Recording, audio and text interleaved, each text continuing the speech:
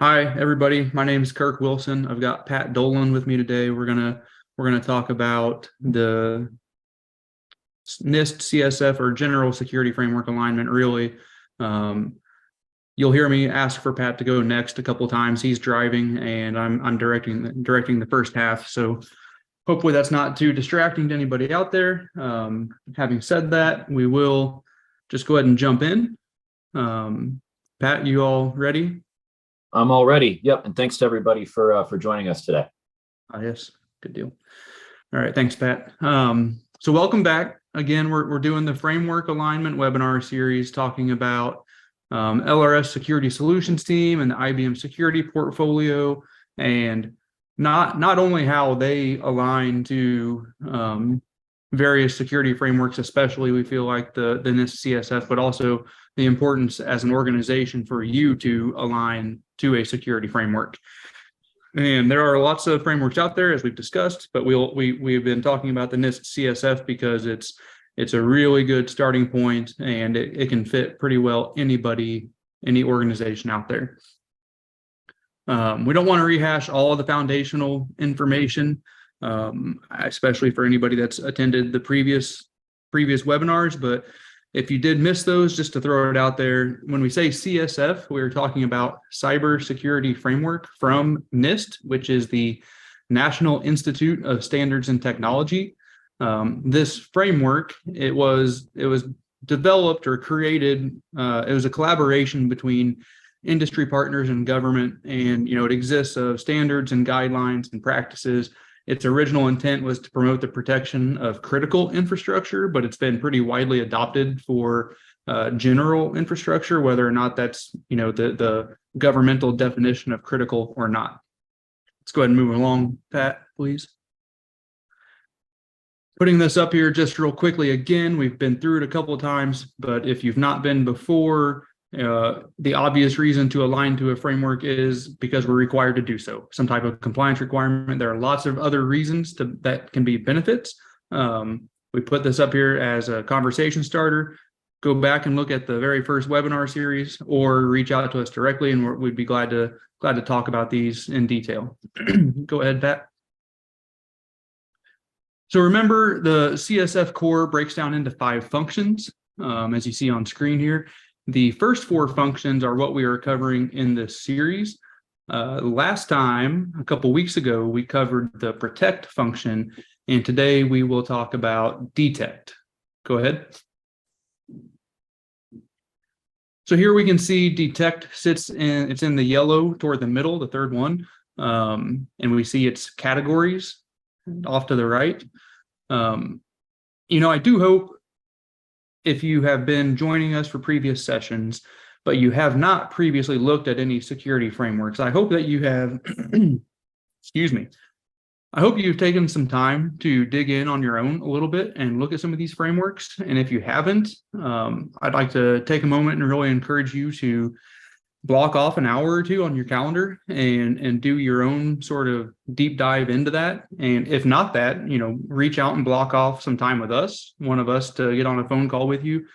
I don't know that it's come across very well so far. We've got a couple of these left. I just really want to make sure to illustrate that alignment is a very important decision to help cover all your security bases for your organization.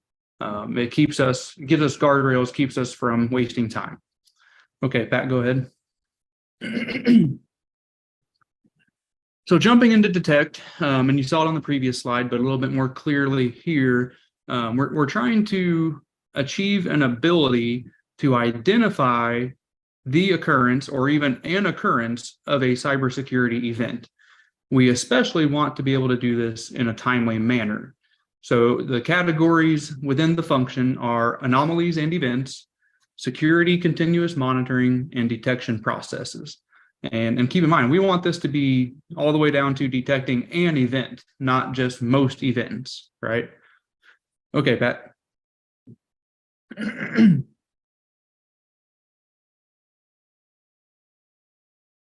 The anomalies and events category is all about finding those instances that are outside the norm.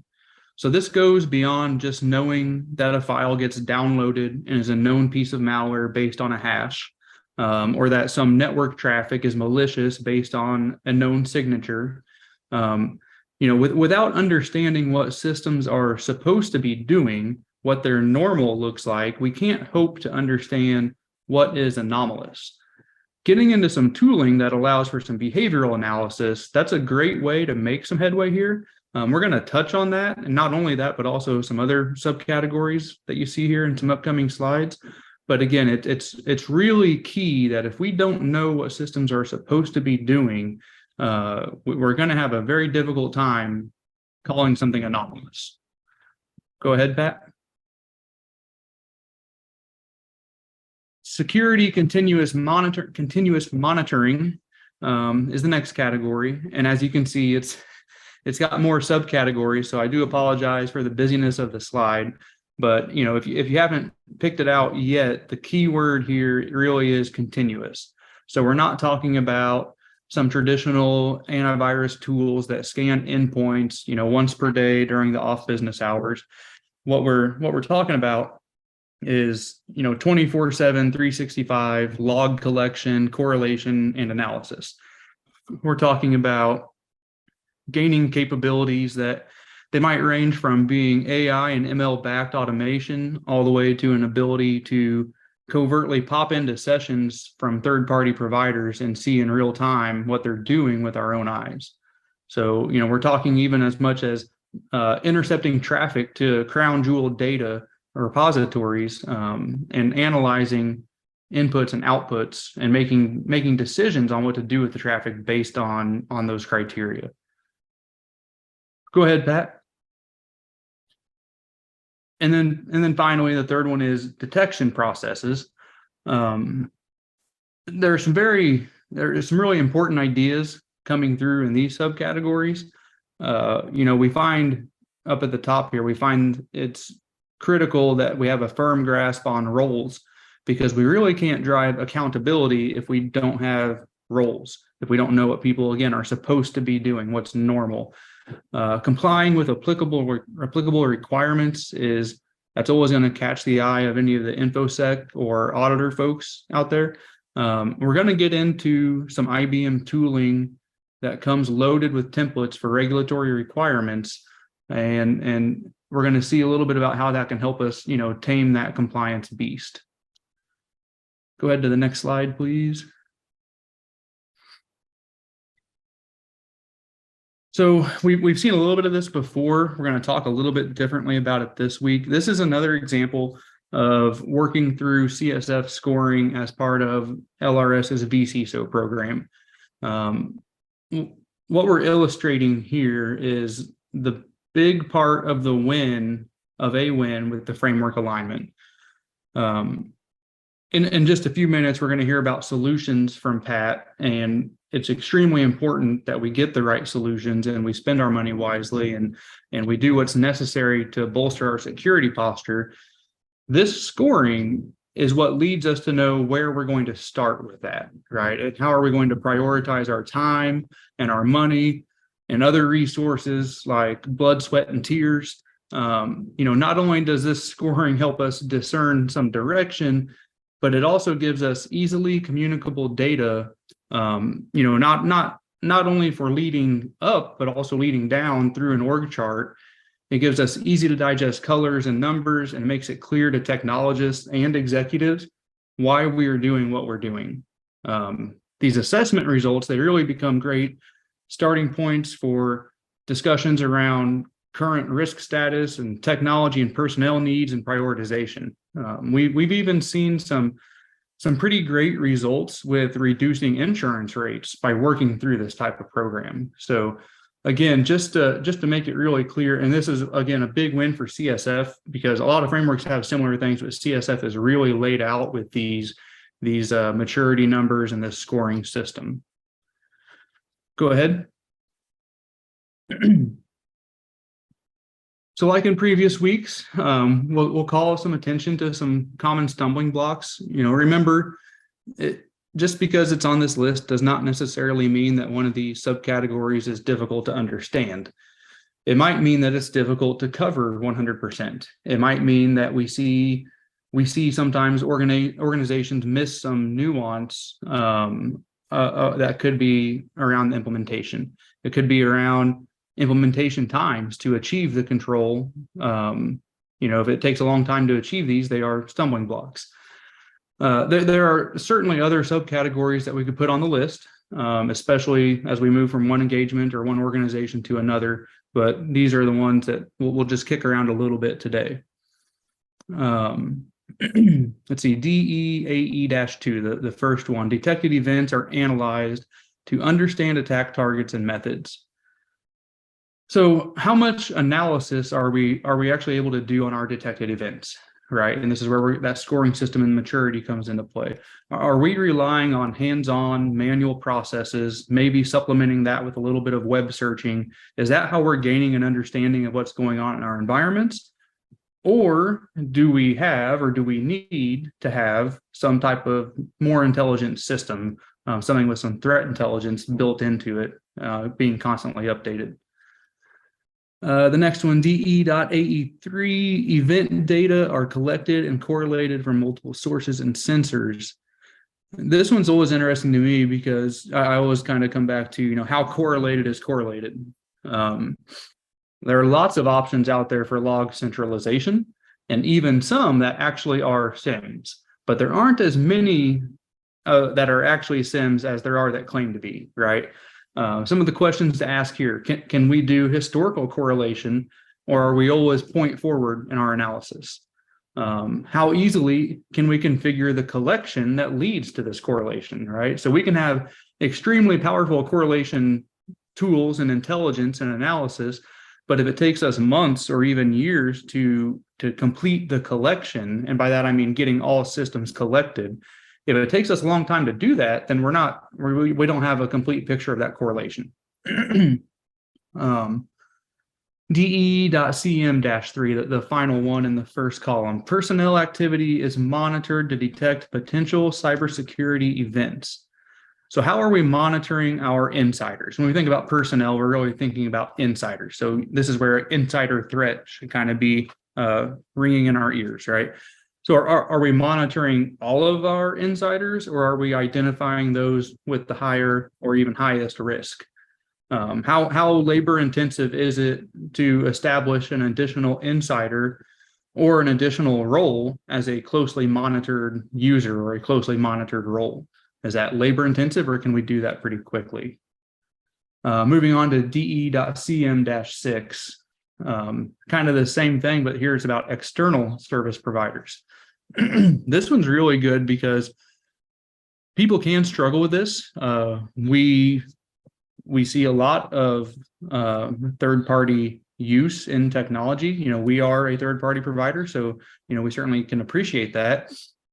How much do we really know about what these third-party providers are doing, though, right? So as a third-party provider, I can personally attest from my own experience that I've been to plenty of places. I'm not going to say they're doing it wrong, but I've been to plenty of places where maybe a little less leash on what I could do. It's probably prudent, right? I might have a little bit too much capability or permission whenever I go some places. And let's just round it out with the last one, DE.AE-4. Determining impact can be very difficult. And in some cases, it can be impossible if we haven't ahead of time properly configured our auditing, right?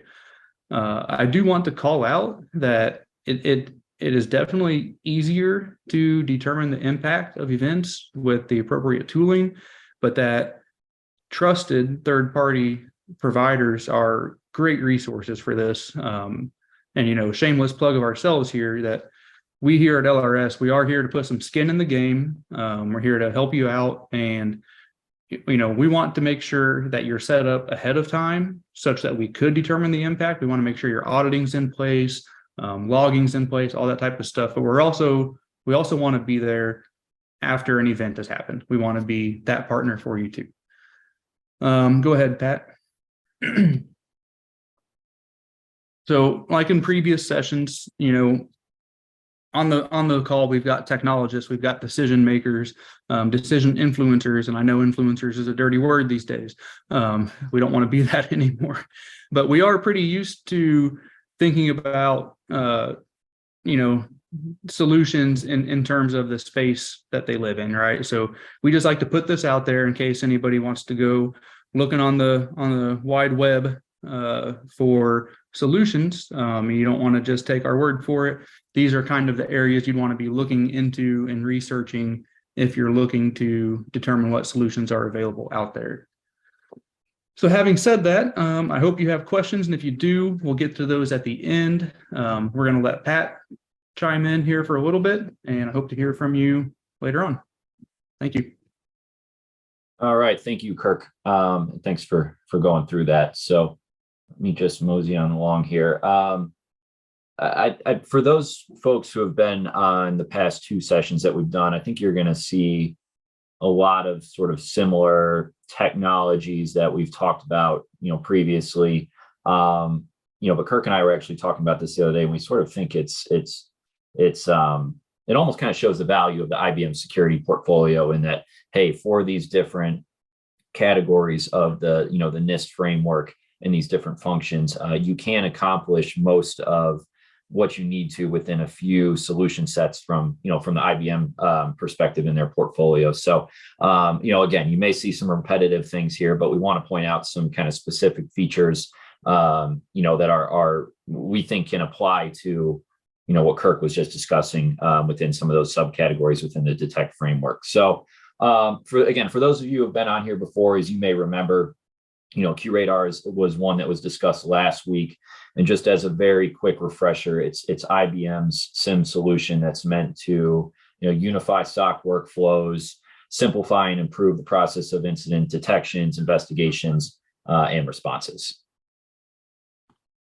So it's very hard to manage what you can't see. So the first step in understanding where your threats are and detecting where your threats lie is or should be gaining visibility into the data that you need when you need it. So QRadar helps teams do this and attain complete visibility into their environments by collecting data with the help of 600 plus pre-built integrations. I think that's what it was last time I checked.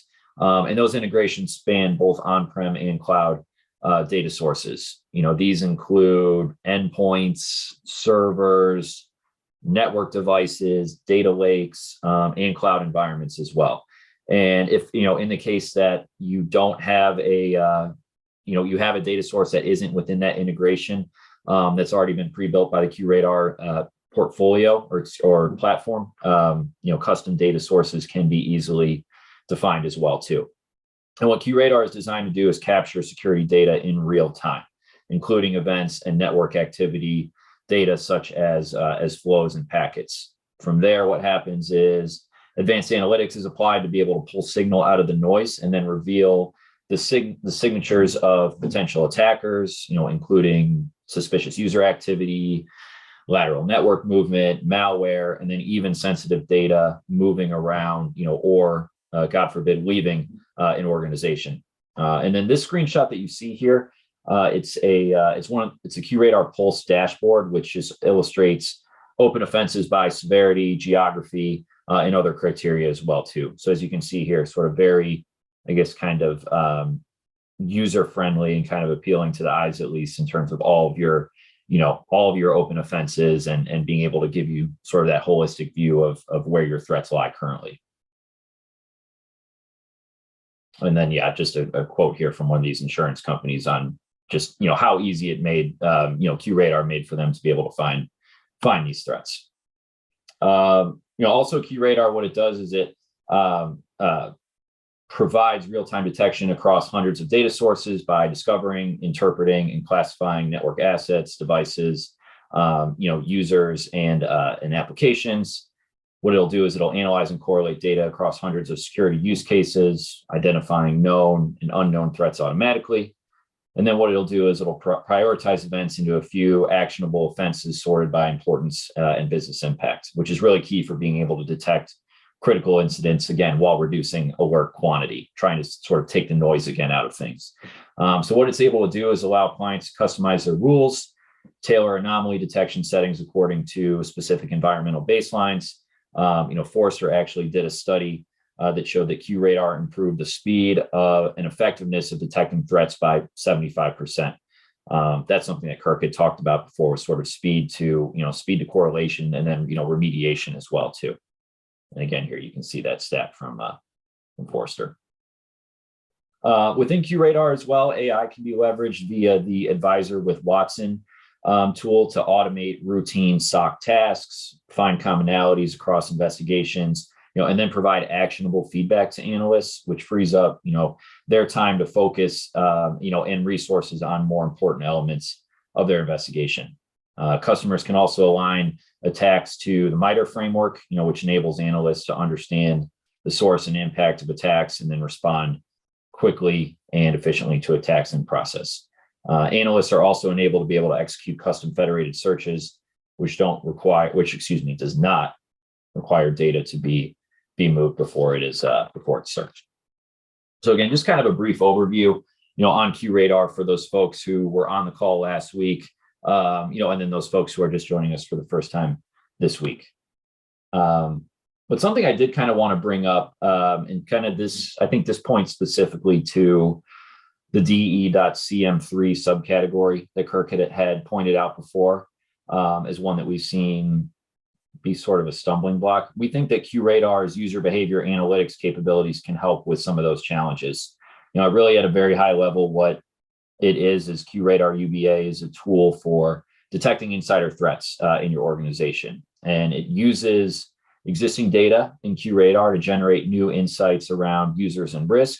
Two of the major functions it adds to users is around risk profiling, number one, and then being able to unify user identities. So that risk profiling feature is accomplished by assigning risk to different security use cases. Risk is assigned to each of these use cases depending on the severity and reliability of the incident detected. And then again, what UBA will do is it uses existing event and flow data in QRadar, generate those insights and those risk profiles. It is a free feature, within QRadar that's available within the App Exchange. So if you have a QRadar SIM solution, you're able to get access to user behavior analytics as well too. Just a couple of screenshots here. I realize this one in the back is a little bit dark, so I apologize about that. But both of these, what they're doing is just giving an overview of risk discovered. This is what the one in the back is, as well as this more front-facing one is just a view for drilling down on specific users and getting a sense of their risk profile. And then to go back again, just on how user behavior analytics uses that data from QRadar to generate insights. It uses traffic around access authentication and account changes, user behavior on the network. So, devices like proxies, firewalls, IPs, and VPNs, and then endpoint and application logs as well, such as, those from Windows or Linux and SaaS applications as well. Okay. Just kind of moving on along here. Again, for those people who have joined us over the past couple webinars, it may sound like a broken record a little bit here talking about Privilege Vault, but we've explored those capabilities, overall of the solution more broadly over the past couple sessions. But today I want to focus a little bit more closely on its capabilities as it pertains to subcategory DE.CM6. And activity monitoring for potential events. So one of the features of Verify Privilege Vault, which we think is really powerful, is around monitoring and controlling sessions to help prevent unauthorized use of privileged accounts.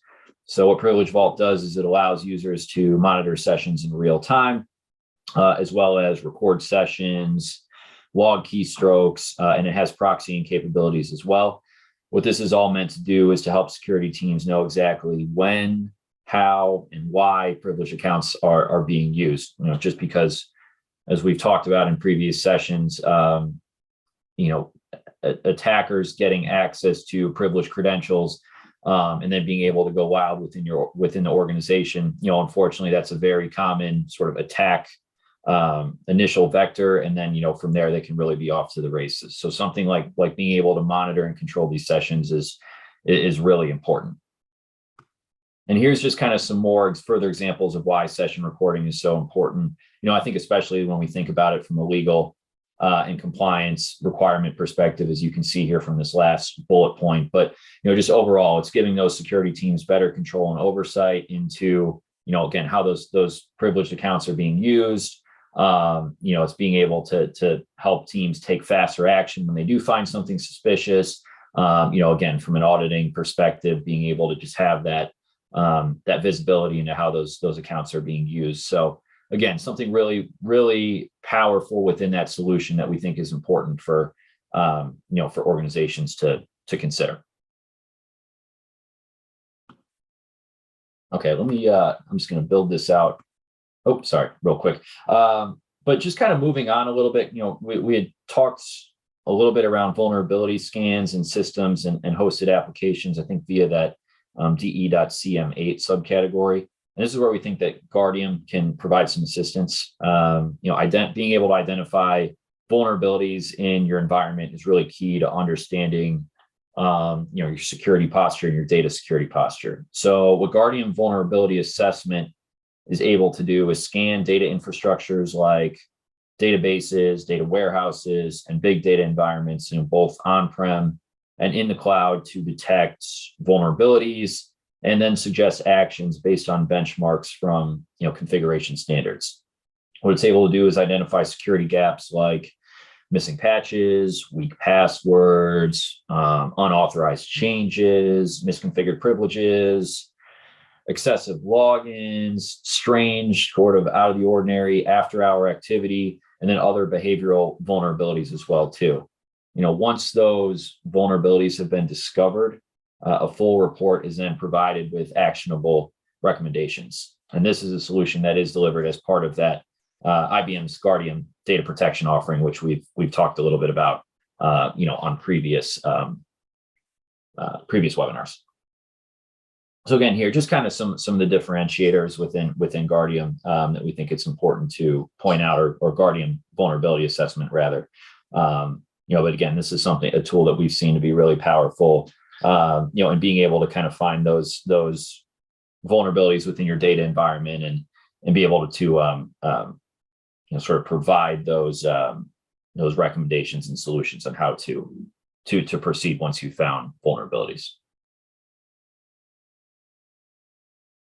And here, just as an example of a dashboard within Guardium Vulnerability Assessment, this is just showcasing vulnerabilities that have been discovered within an SAP HANA environment, for example.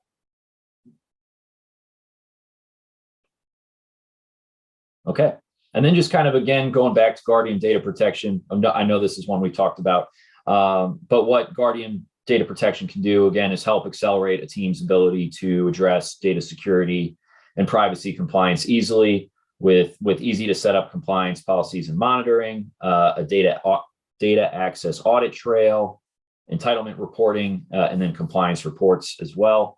The out-of-the-box report templates really help teams to get started with compliance monitoring for various regulations and standards. And it can also offer options to define custom audit workflows and reports to tailor to the needs of various teams within an organization.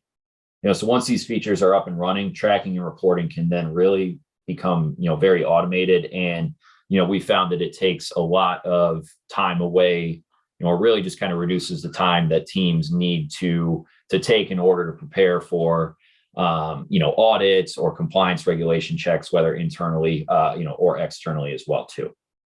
So the screenshot that you see on here is just showing how progress is tracked towards compliance of, I believe it's 3 different regulations here: SOX, CCPA, and GDPR.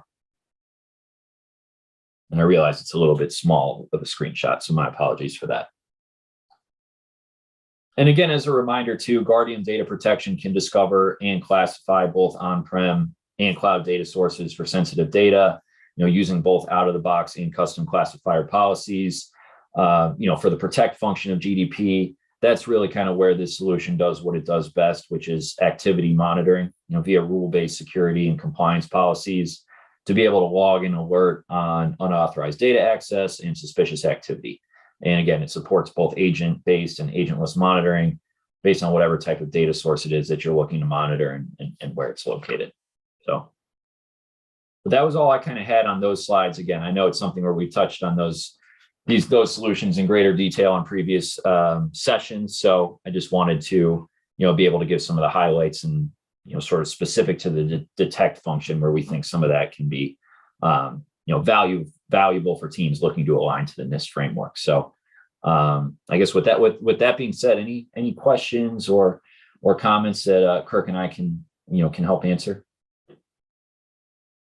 Or Kirk, I don't know if you had any thoughts or anything else that you may want to share that we didn't get to.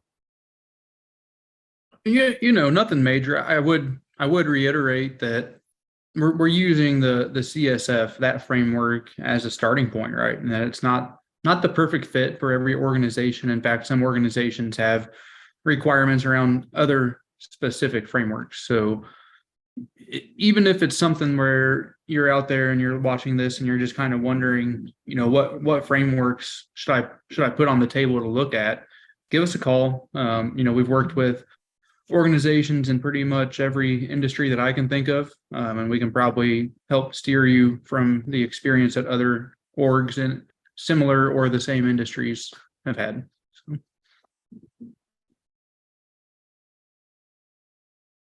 All right. Well, Kirk, I don't see any questions here. So, but as always, to the folks on the phone, if you're, if you go back and you're thinking about things after we hang up here, obviously feel free to get in touch with myself or Kirk or anybody from the LRS team, and we are happy to help answer questions, talk through things, or even as Kirk said, talk through some of the frameworks that you may be thinking would be more suitable to for your organization to align to, and I'm sure we have some folks in our team who can help, and we'd be happy to discuss. All right. Well, I think if there's no questions, we can give everybody some time here. So again, thanks, I guess on behalf of Kirk, thanks to everyone for joining us today. Again, let us know if any questions come up, and we're looking forward to seeing you on the next session here in a couple of weeks.